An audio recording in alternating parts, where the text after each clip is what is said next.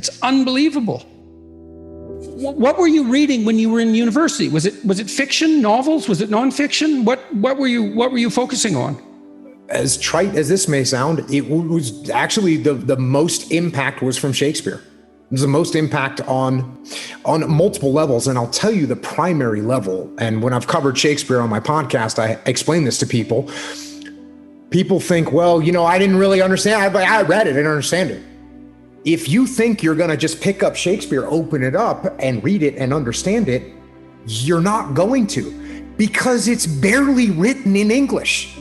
It's barely written in English. It's almost another language. So what you have to do is you have to start to interpret it. And so what I realized with Shakespeare is, number one, the weight of the words, that these words were so pregnant with meaning that you had to pull those words and parse those words and pull those words apart to see all the depth that each individual word had, and then the way that they're put together. And what was great about this was, by the time I was back, because then I went right back into the SEAL teams, and somebody would hand me a rules of engagement document that was written by some lawyer in Washington, D.C., and I'd pull it out and say, wait a second, this word, I don't know what this word means. So let's pull this word out. Let's see what this actual definition of this particular word is, and how that changes my viewpoint of these rules of engagement, and how can I translate that for my troops so that they actually know what to do.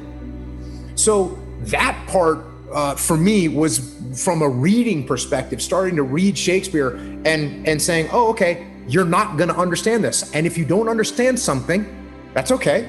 You pull out the Oxford English Dictionary and you look it up. And then you not just find out what the meaning of the word is, but what's the root word and where does it come from and what kind of depth and what kind of... Yeah, and that's really, that's unbelievably useful too.